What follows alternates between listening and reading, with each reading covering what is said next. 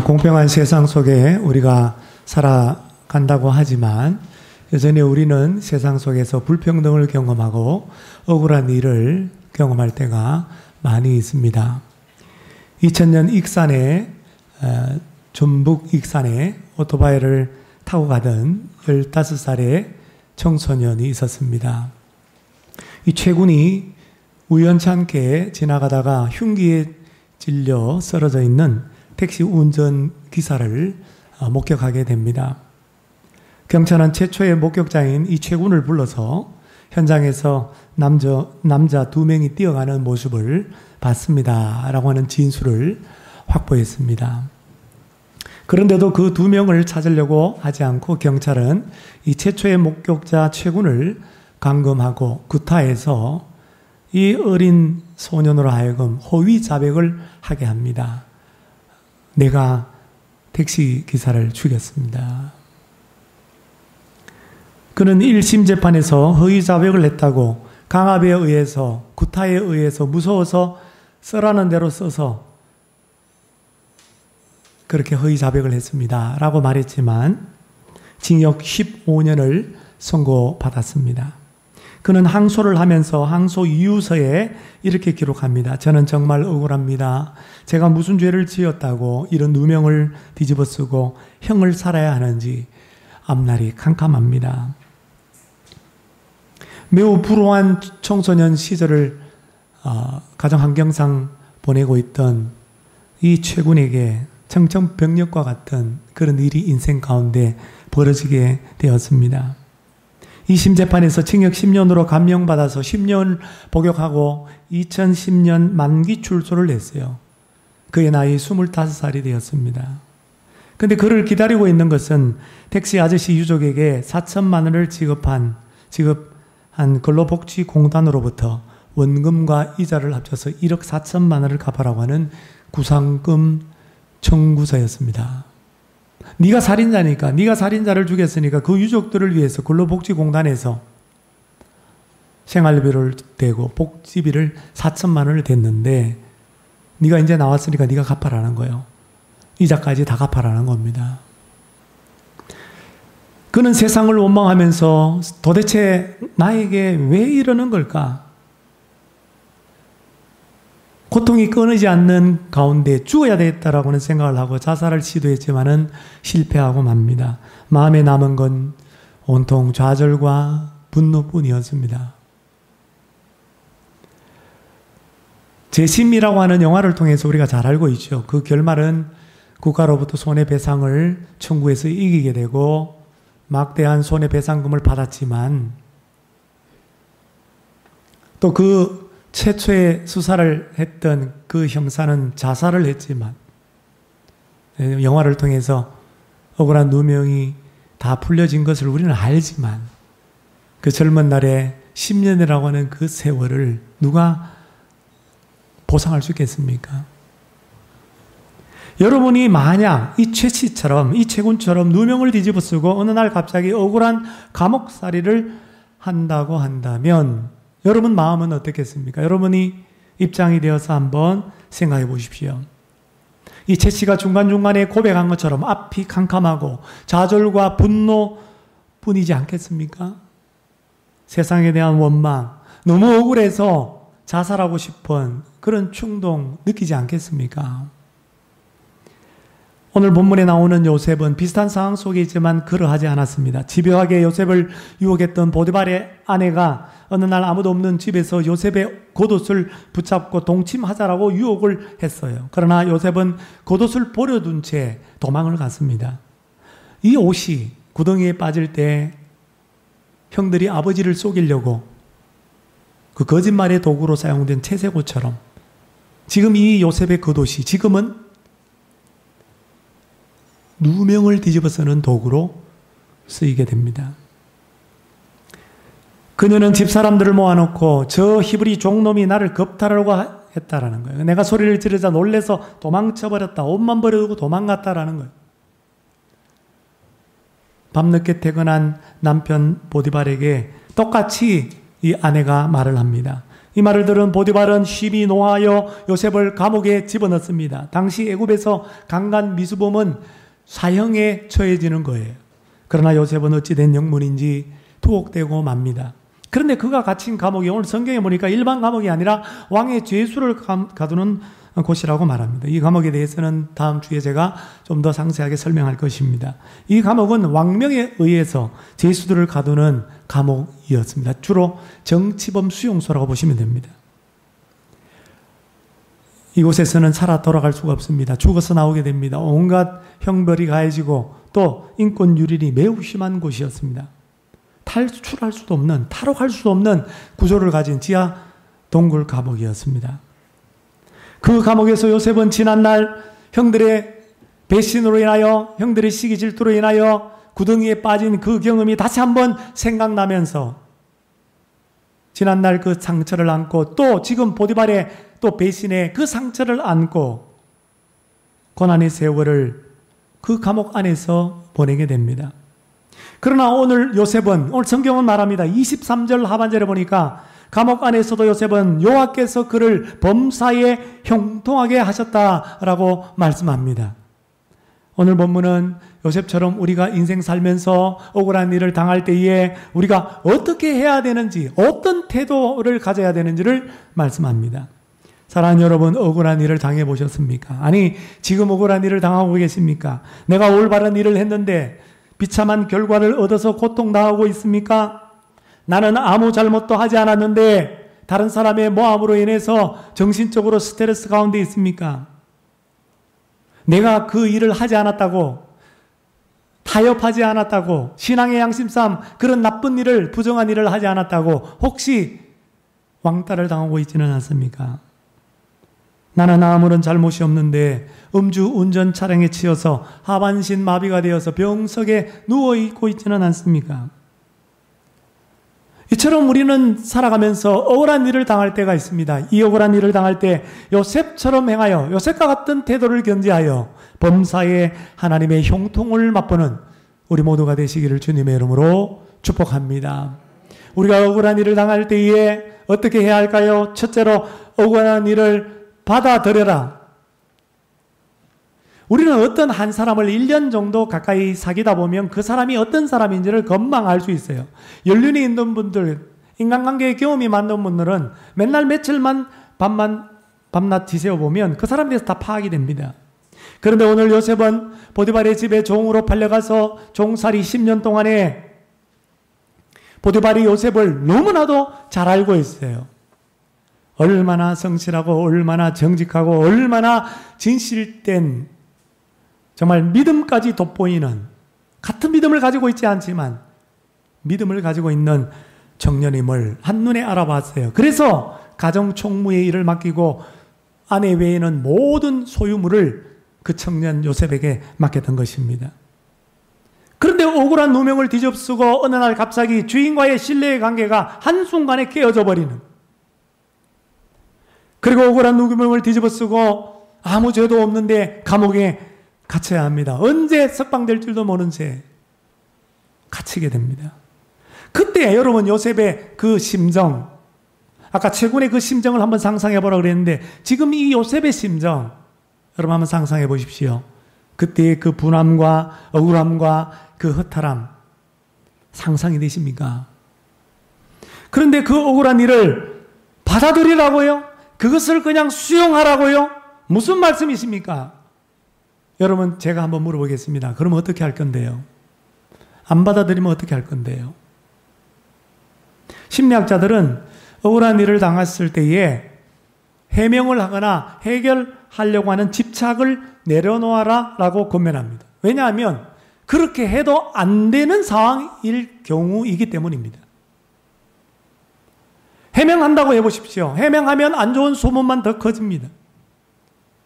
연예인들이 왜 자살합니까? 댓글 때문에 스트레스를 받고 그 댓글이 잘못되었다고, 사실이 아니라고 그렇게 반박하고 하다가 계속 또 그 위에다 반박하고 또 반박하고 그러다가 끊임없이 그러다가 지쳐서 자살해버리는 거예요.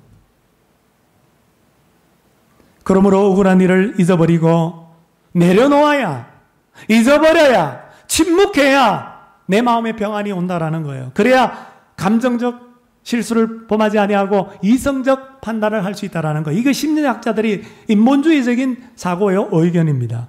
저는 일부 일리가 있다고 동의합니다. 그런데 여러분, 오늘 만일 요셉이 이 심리학자들의 의견에 따라서 억울하다고 보디발에게 달려가서 주인님 어떻게 이럴 수 있습니까? 해명한다면 어떻게 될까요? 주인님 아시지 않습니까? 내가 얼마나 성실한지를. 주인님 아시지 않습니까? 당신의 아내가 얼마나 엄당한 여인인지, 얼마나 정욕이 많은 여인인지 당신이 더 잘 알지 않습니까? 내가 말을 안 해서 그렇지 몇 번 저를 유혹했습니다. 그때마다 뿌리쳤습니다. 겉옷이 점검을 한번 채취해서 보십시오. 겉옷이 D가 찢어졌습니다. 그 말은 뭡니까? 내가 도망가다가 찍힌 겁니다. 내 말은 한 번도 들어보지 않고 어떻게 나를 감옥에 집어넣을 수 있습니까? 그렇게 해명했다면 어떤 결과가 벌어졌을 것 같아요, 여러분? 상상 한번 해보십시오. 결국은 그 해명을 받아들이고 인정해버리면 어느 정도 보디발이 알고 있었을 겁니다. 근데 죽이지는 않으려고 감옥에 넣은 거죠. 근데 거기에는 또 하나의 이유가 있어요. 소문나지 않도록 하기 위해서. 그렇지 보십시오, 여러분. 해명했는데 종이 해명을 냈어요. 만방의 소문이 납니다. 저 엄탕한 보디발의 아내, 저 나쁜 년, 온갖 소문이 다 나네요. 그러면 그 남편의 체면과 시위대장의 그 고위직으로서의 명예가 한순간에 떨어질 수밖에 없는 거예요. 그리고 부부관계는 어떻게 됩니까? 결국은 남편이 종편이 돼버리면 아내와의 관계는 지금보다 더 악화될 수밖에 없는 거예요. 보디발 아내가 가만히 있겠습니까? 얼마나 업무에 능한 여인인데요. 그냥 내버려 두겠어요? 또 유혹에 덫을 놓는다든지 아니면 더 큰 모함으로 요셉을 죽여버릴 수도 있는 거예요. 그러니까 어떻게 보면 요셉이 해명하지 않은 일은 굉장히 잘한 일이에요. 사실 여러분, 노예이기 때문에, 말하는 짐승에 불과하기 때문에 그 당시에 노예에게는 해명할 기회도 주어지지 않는 것입니다. 그러나 요셉은 자기 마음 편하자고 심리학자들이 말하는 것처럼 내가 어떤 이성적 판단을 하기 위해서 그렇게 한 것이 아니라 오직 믿음으로 그렇게 한 것입니다. 사실 요셉도 보디발의 아내의 유혹을 거부하고 이렇게 계속 거부하고 뿌리치다가는 언젠가 나쁜 결과를 맞이할 거야. 아니면 무사하지는 못할 거야 라고 이미 예상하고 있었어요. 그럼에도 불구하고 요셉이 보디발의 아내의 유혹을 거부한 이유는 오직 하나, 그것이 내가 하나님의 사람으로서 마땅한 것이기 때문입니다. 그것이 내가 주인의 사랑과 신임을 받고 있는 주인에 대한 마땅한 도리였기 때문이에요. 신앙의 양심상 하나님이 보고 계시기 때문에, 내가 하나님 앞에서 살기 때문에 사람의 눈을 속일 수 있지만 하나님의 눈을 속일 수 없다라고 하는 그런 코람데오의 정신으로 마땅한 도리를 다한 것뿐이에요. 비록 자신에게 어떠한 해가 따르더라도, 심지어 죽음이 찾아온다 할지라도 내가 하나님을 믿는 자로서 당연한 본분을 다한 것입니다. 그런데 죽지 않고 감옥에 들어갔으니 하나님 은혜 아니겠습니까? 어떻게 보면 요셉의 입장에서는 감사했을지도 몰라요. 비록 억울한 일을 당했지만 자신의 인생 행로를 지금까지 인도하신 하나님, 그 하나님께서 종으로 팔려왔지만 이 애굽에서도 형통케 하신 하나님, 내가 지금 비록 감옥 안에 갇혀있는 억울한 일을 당했지만 나의 인생의 앞날도 행로도 우리 하나님께서 인도하시리라, 그 하나님께 맡기고 억울한 일을 그냥 받아들였던 거예요. 이게 여러분 믿음의 사람입니다. 이게 꿈의 사람, 하나님이 주신 꿈의 사람입니다. 사랑하는 여러분, 나는 아무 잘못한 것이 없는데, 물론 바로잡을 수 있으면 바로잡으면 좋죠. 근데 바로잡을 수 없는 그런 상황이 있다니까요. 누구도 알아주지 않는, 오해받는 그런 상황이 있을 수 있다니까요. 큰 고통과 그래서 상처 가운데 있으십니까? 세상에서 여러분 어떤 선한 보상도, 어떤 선한 것도 기대하지 마십시오. 요한복음 15장 19절에 보면 너희는 세상에 속한 자가 아니요 도리어 내가 너희를 세상에서 택하였기 때문에 세상이 너희를 미워하리라. 세상이 우리에게 주는 것은 미움이에요. 미움. 증오예요. 소속이 다르기 때문에. 요한복음 16장 33절에 보면 세상에서는 너희가 환난을 당하나 예수님이 환난을 당한 것처럼 예수 믿는 자들도 세상 사람들로부터 핍박을 당하고 환난을 당하게 돼 있다 이 말입니다. 디모데후서 3장 12절 무릇 그리스도 예수 안에서 경건하게 살고자 하는 자는 남의 아내의 유혹을 뿌리치는 자는 신앙의 양심상 가늠하지 않으려고 하는 자는 신앙인의 도리를 지키려고 하는 자는 박해를 받으리라 핍박을 받으리라. 그리고 내가 해명한다고 해결한다고 될 일이 아니기 때문에 그 억울한 일을 하나님께 맡기고 여러분 받아들일 수 있기를 바랍니다. 침묵으로 기다릴 수 있기를 바랍니다. 진실은 드러나게 돼 있어요. 그러하지 아니하실지라도 하나님께서 보고 계십니다. 두 번째 억울한 일을 당할 때에 하나님의 보상이 있다는 것을 기억하십시오. 요셉이 억울한 일을 당했지만 아무도 모를 것 같은데 하나님 다 보고 계셨어요. 그래서 하나님의 뜻밖의 보상이 임합니다. 그게 뭐죠? 20절 하반절, 21절 상반절. 요셉이 옥에 갇혔으나 그러나 여호와께서 요셉과 어떻게 했다고요? 함께 하시고. 누가 보디발을 감옥에 집어넣습니까? 보디발이 감옥에 집어넣습니다. 근데 누가 감옥에 있는 요셉과 함께하고 계십니까? 하나님이 함께하고 계십니다. 할렐루야. 여러분 요셉이 감옥에 들어갈 때 억울한 누명을 뒤집어쓰고 그렇게 감옥에 들어갈 때에 하나님도 그와 함께 감옥으로 들어간 줄로 믿습니다.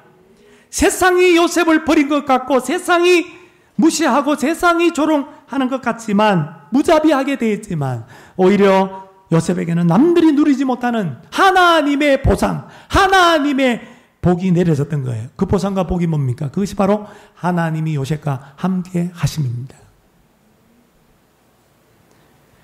바울과 실라를 알죠? 빌립보에서 전도할 때 점치는 귀신 들린 여종 하나 귀신을 쫓아주었어요. 예수의 이름으로 쫓아주었어요. 근데 여종의 주인들이 물질적 손해를 봤다고. 왜냐하면 점을 쳐야 되는데 점을 못 치니까.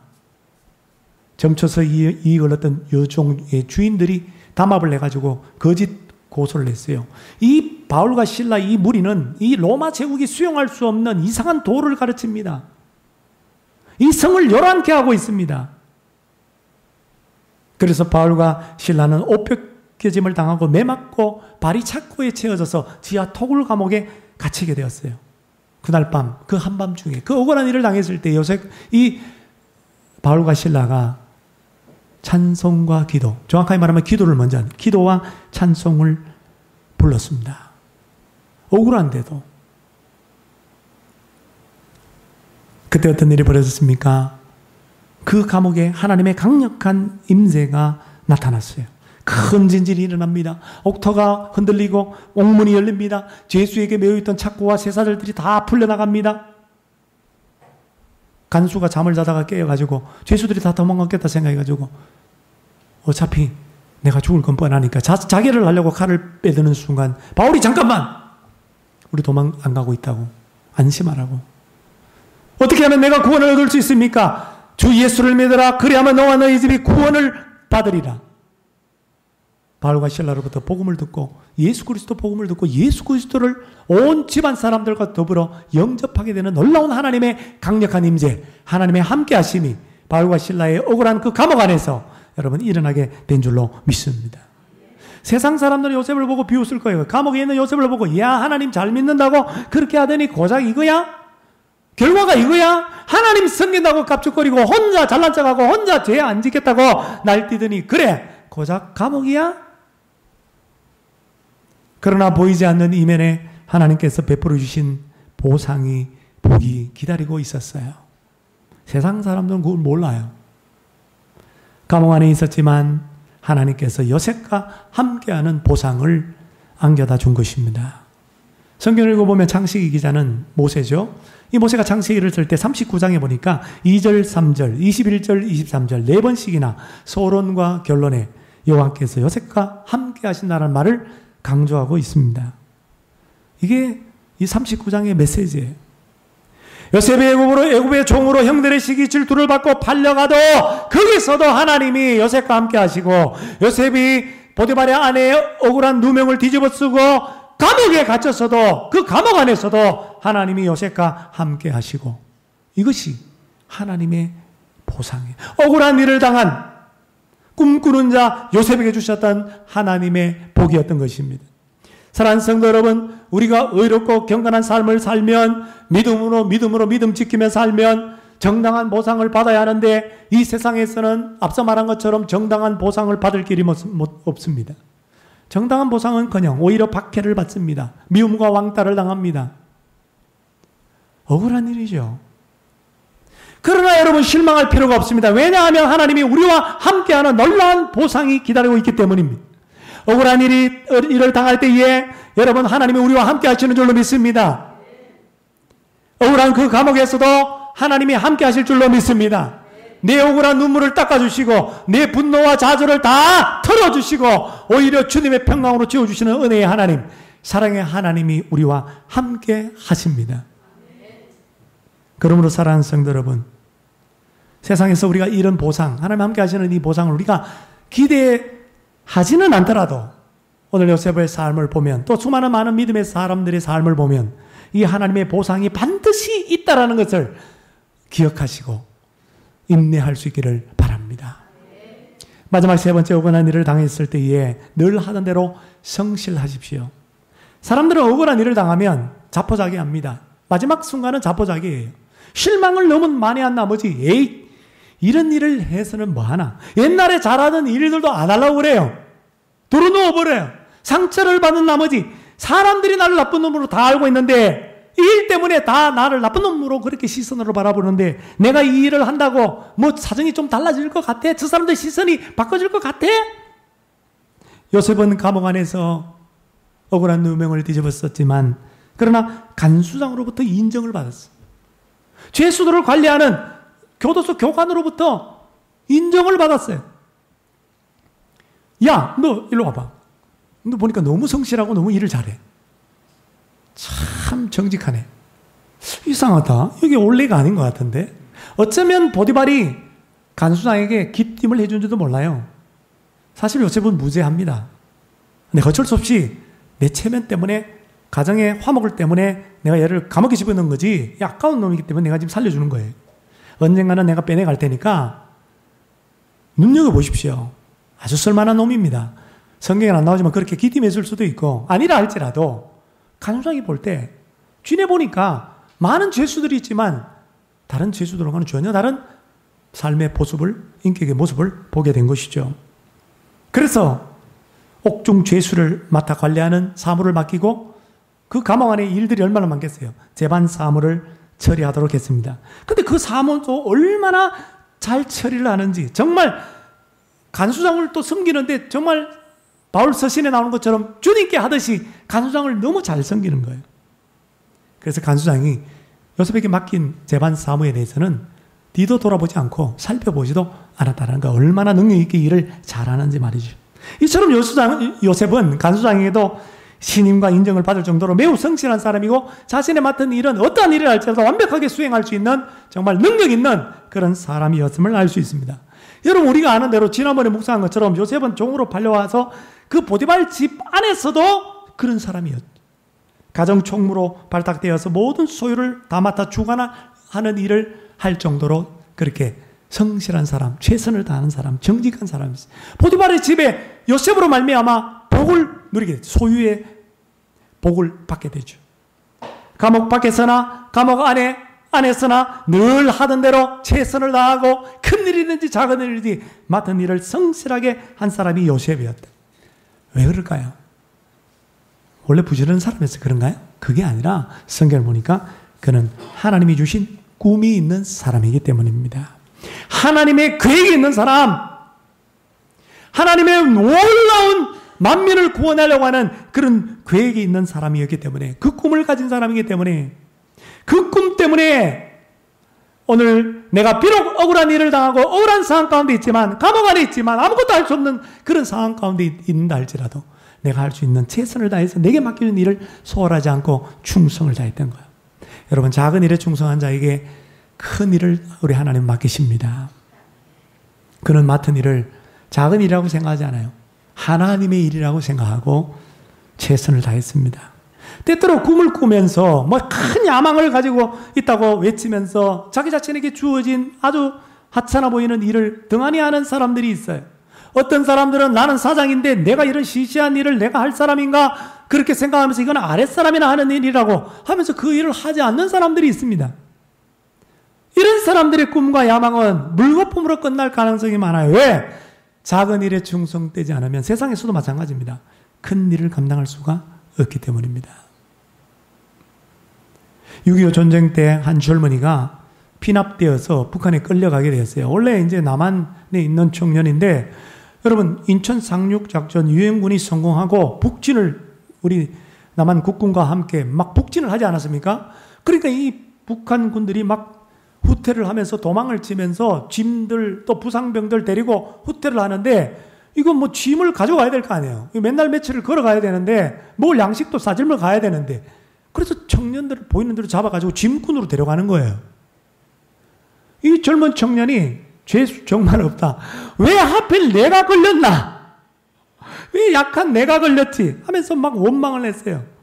이러다가 이거 나를 실컷 풀어먹고 북한군이 말이야 나중에 나를 죽이지는 않을까? 돌려보낸다 할지라도 내가 북한을 도와주었다고 남한에서 또 처형당하지는 않을까? 이런 불안과 염려에 사로잡혀 있었습니다. 그때 붙잡히니까 어쩔 수 없잖아요. 북한군과 함께 행군을 하면서 저렇게 북한으로 올라가는데 이렇게 맨날 며칠 같이 동행하다 보니까 북한군이라는 게 별게 아니라는 거야. 왜냐하면 자기 또래 친구들이나 자기보다 더 나이가 어린 동생들, 솜털이 송송한 동생들이라는 거예요. 얘네들이 무슨 이념, 무슨 공산주의를 알고 전쟁에 참여했겠어요? 그냥 총 하나 쥐어주고 그냥 전쟁터에 끌려간 애들이라는 거예요. 너무 불쌍한 생각이 들었다라는 겁니다. 이 청년이 끌려갔지만 억울한 일을 당했지만 이 청년이 그래도 예수 믿는 청년이었어요. 예수 믿는 청년 어차피 끌려가고 있으니까 어차피 내가 좀 최선을 다하자. 내가 믿는 사람이니까 짐꾼 노릇 제대로 한번 해보자 하면서 부상병도 부축해주고 짐도 날라주면서 길을 안내하면서도 그렇게 올라가는 거예요. 북한거리 어느 정도 같이 가다가 맨날 며칠 같이 가다가 앞에 산이 딱 있는데 이 산만 넘으면 우리가 알아서 갈 수 있으니까 가라고. 그 청년 보고 가라고. 근데 청년의 머릿속에 교회에서 배웠던 성경 말씀이 생각나는 거예요. 예수님 말씀. 누구든지 겉옷을 달라고 하는 자에게는 속옷을 주고 누구든지 오리를 가자고 하면 십리를 가라. 네 원수를 사랑하라. 아니 이 말씀을 그래도 실천을 하고 싶은 마음이 생긴 거예요. 불쌍한 마음도 있지만 말씀대로 순종하고 싶은 마음이 생겼어요. 이왕 여기까지 온 거 이 산은 내가 잘 아는 산입니다. 이 산은 처음 넘어가는 사람은 길을 헤매기가 쉽습니다. 그러니까 내가 이 산을 넘어갈 때까지만 내가 동행하고 그 다음 내가 집으로 가겠습니다. 하고 부상병 부축해가지고 짐을 들고 길을 앞에서 한밤중에 안내해가지고 산을 넘어갔어요. 아침이 밝았습니다. 이제 가겠습니다. 그랬더니 북한군 한 사람이 이렇게 말하는 거예요. 사실 어제 너를 가라고 그러놓고 뒤에서 총으로 쏘아서 죽이려고 그랬다. 왜? 우리의 도주로를 노출시키면 안 되니까 증거를 인멸시키기 위해서 너를 사실 죽이려고 그랬다는 거예요. 근데 네가 안 가고 정말 기쁨으로 자원하는 마음으로 정말 우리를 그렇게 위해서 짐꾼 노릇 그렇게 하고 길 안내하는 그걸 보면서 우리가 감동을 받았다니까. 도저히 죽일 수가 없다라는 거예요. 가라고. 나중에 우리가 통일이 되거든.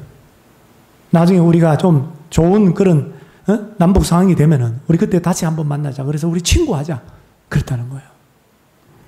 여러분, 그리고 놓아주더라는 겁니다. 여러분, 북한군에게 억울하게 붙잡혔다고 처음에는 원망했지만은 그러나 짐꾼 노릇을 하고 가이드 노릇을 하면서도 하나님의 말씀을 믿고 맡은 일에 주어진 일에 최선을 다하고 성실하게 하니까요.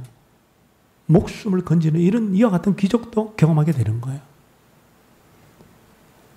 오늘 간수장이 어떻게 요셉의 손에 옥중 제수를 다 맡겼을까요? 간수장이 어떻게 요셉을 신뢰했을까요?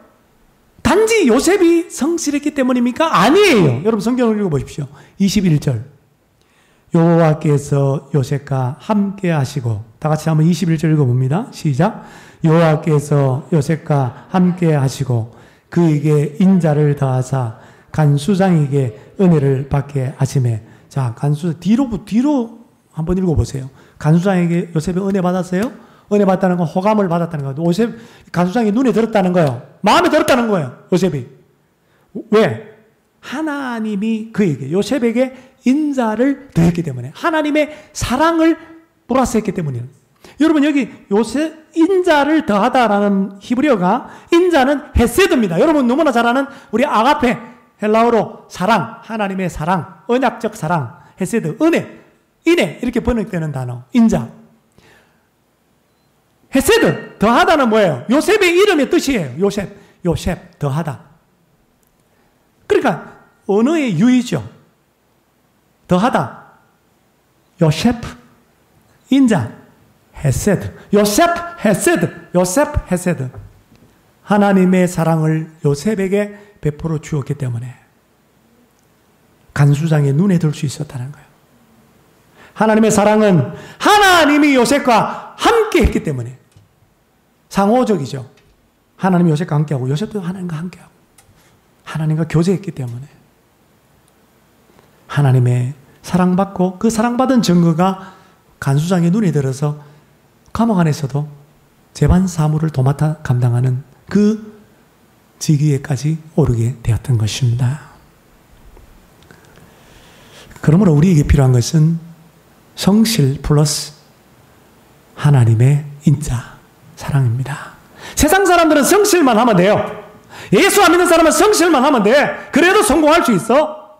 그러나 하나님 믿는 사람들은 성실만 해가지고는 안 돼요. 하나님의 인자와 하나님의 사랑이 더해져야 되는 것입니다. 그러므로 사랑하는 성도 여러분, 너무 억울하다고 하나님이 주신 삶의 자리, 현장을 떠나시면 안 됩니다. 나 집 나갈 거야. 너 남편 때문에 못 살겠어. 오늘 또 나를 의심하네? 도저히 못 살겠어. 얘들아 잘 있거라. 그리고 휙 떠나면 안 됩니다. 오늘 주어진 일을 포기하면 안 됩니다. 그때에도 여전히 주어진 그 일에 작은 일을 남들이 볼 때 하찮은 일을 할지라도 하나님이라고 생각하고 성실하시기를 바랍니다. 그러면요 하나님의 사랑을 더하사 사람들에게도 은혜 받게 하시고 형통하게 되는 놀라운 은혜가 있게 될 줄로 믿습니다. 억울한 일을 당할 때 나를 사랑의 눈으로 바라보시고 하나님의 사랑을 더하시는 그 하나님을 바라보고 범사에 형통케 되는 저와 여러분들이 되시기를 바랍니다. 기도하겠습니다. 하나님 아버지,